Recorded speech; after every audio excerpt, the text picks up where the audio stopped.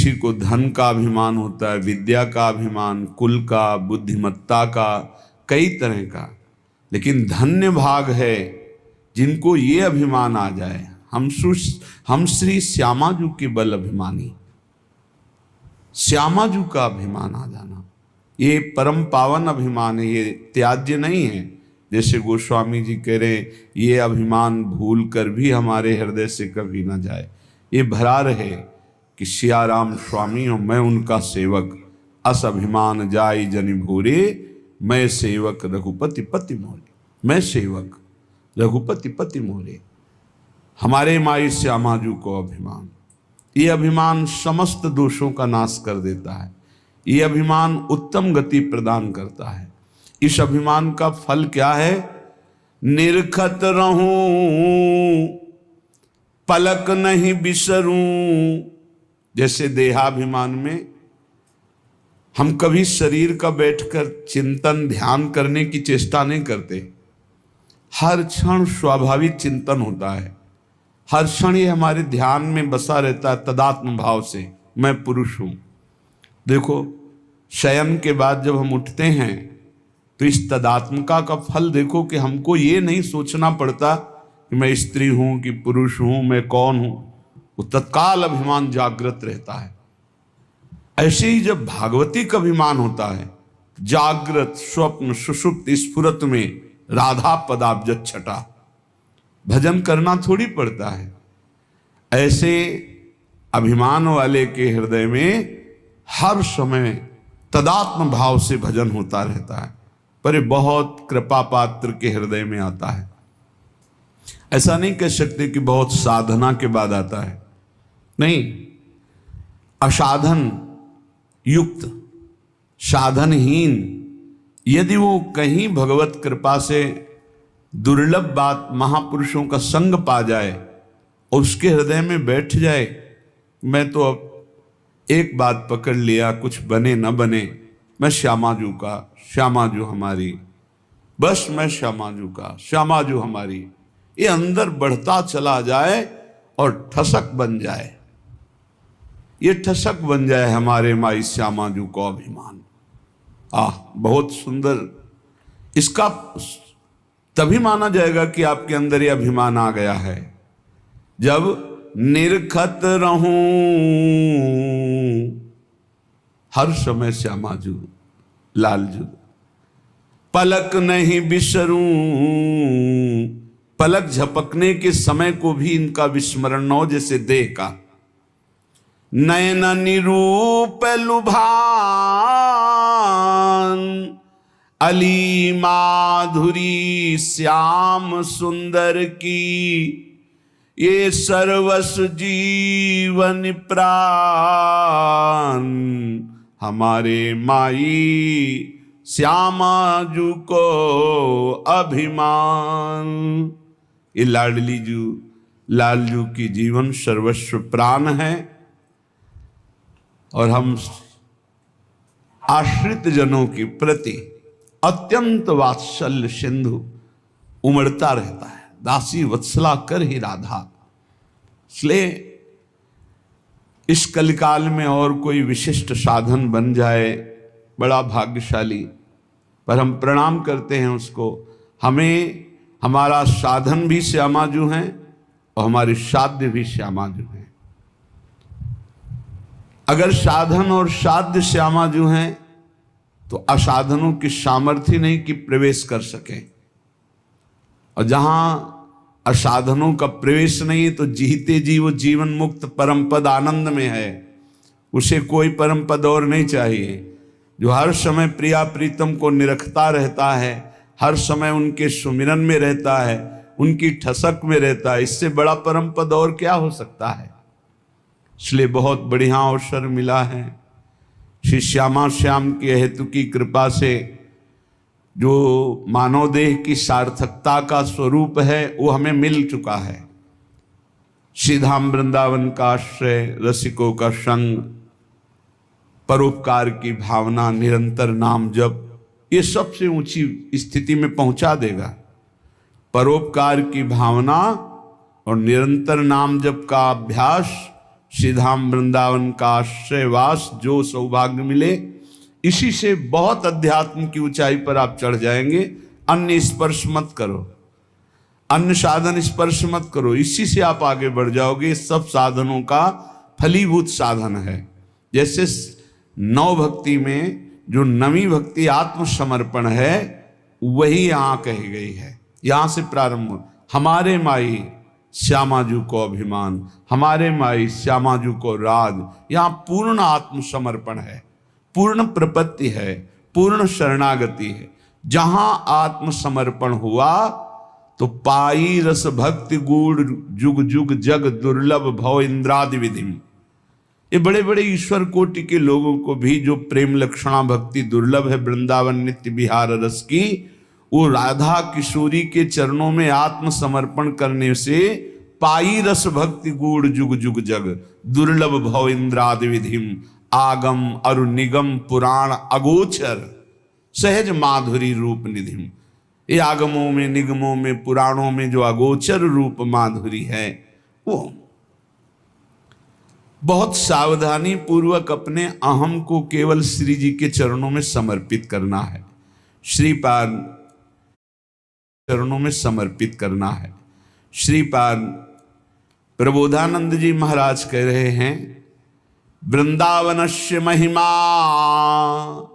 न ही मादृश गोचरः बबंद स्वगुणैर दिव्यैर यत् श्रीमत्पुरुषोत्तमम्। मैं कैसे महामहिम वृंदावन की महिमा का वर्णन करूं, पार नहीं पा रहा हूं। अगोचर महिमा है। ये पुरुषोत्तम प्रभु श्री कृष्ण को और लाडली जू को अपने अधीन किए हुए है, इसकी कितनी महिमा वर्णन करूं। जो अखिल कोटि ब्रह्मांड नायक परम पुरुष प्रभु श्री कृष्ण और उनके हृदय का मूर्तिमान प्रेम प्रियाजू, इनको अधीन किए हुए हैं, फिर कैसे वर्णन करूं।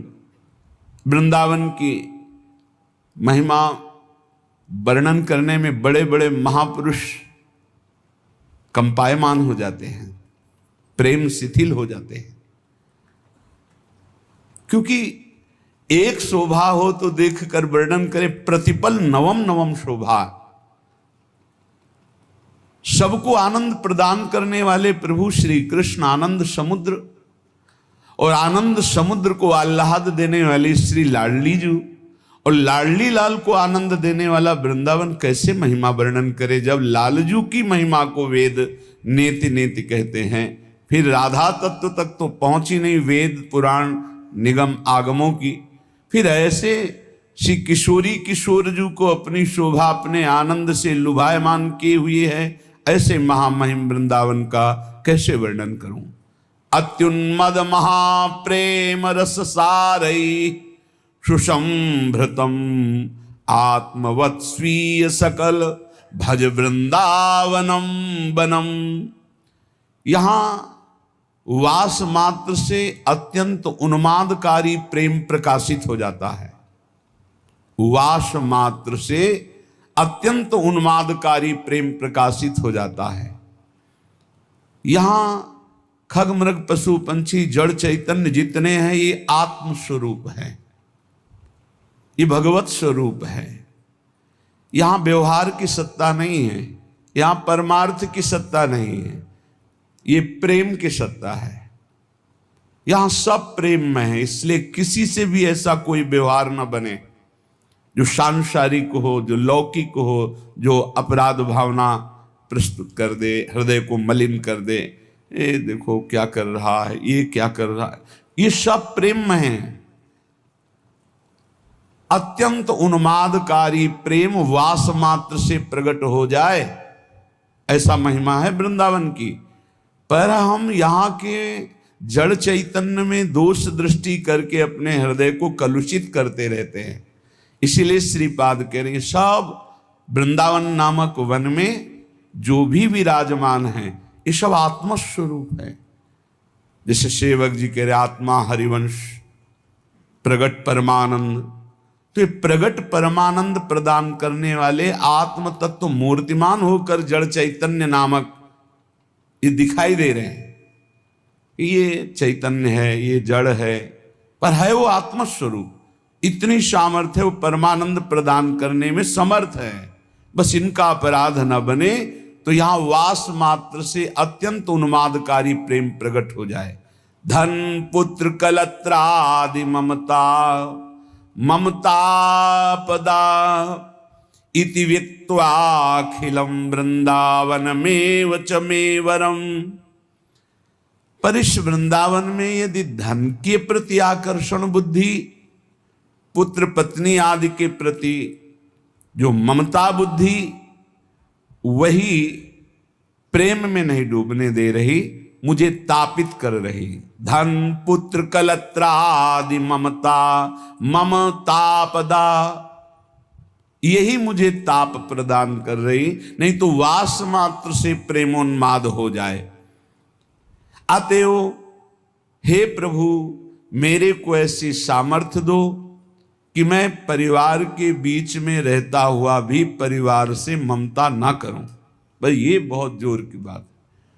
ये ममता ही प्रियालाल के चरणों में प्रेम नहीं होने देती, और जन्म जन्मांतरों से इसी धोखे में फंसकर कि ये हमारे हैं, ये हमारे हैं, ये हमारे हैं, पूरा समय नष्ट हुआ, मरे, फिर इस जीव अकेले यहां से गया, फिर किसी नए परिवार, नया रिश्ता। हे प्रभु, मुझे ऐसा बल दो कि मैं सबकी ममता का त्याग कर सकूं, सबकी ममता का त्याग कर सकूं। ये श्री वृंदावन में विराजमान रास रासेश्वर,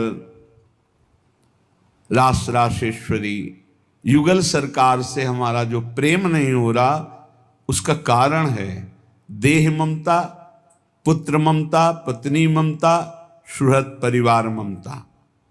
अब जितना आपको समय नष्ट करना है इसमें कर लो, अगर सार्थक करना है तो जल्दी से जल्दी इस ममता को प्रियालाल के चरणों में समर्पित कर दो।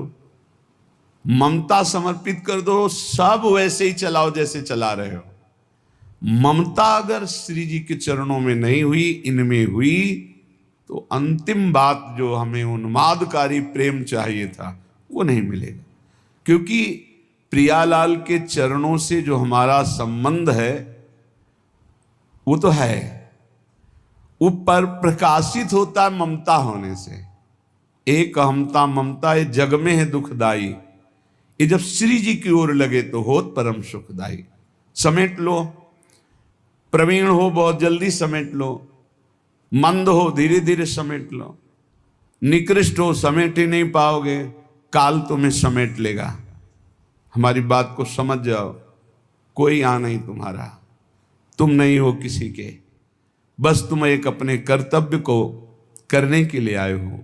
तुम्हारा एक कर्तव्य है जो किसी जन्म में नहीं हुआ, भगवत प्राप्ति, भगवत प्रेम प्राप्ति। और सब कर्तव्य लाखों बार निर्वाह कर चुके हो, उन कर्तव्यों की ताकत नहीं कि आवागमन से रोक सके। आवागमन के चक्र को रोकने की ताकत एकमात्र भजन में है। जितना प्रिया प्रीतम का नाम जप करेंगे, लीला गुण गायन करेंगे, उनसे अपनापन होगा, सबकी ममता हटेगी, तभी भगवत तत्व का बोध या प्रेम प्राप्ति होती है। महासहानि दुखानि सुखान्युन्मादकानि वा वृंदावन दृढ़ प्रीतिम नालम चालयितुम हिमाम। धाम में जब श्री जी ने कृपा करके हमको बुला लिया तो महासहानि दुखानि, अब वो हमको सहाएंगी दुख, तैयार हो जाओ। फिर सुखान्युन्माद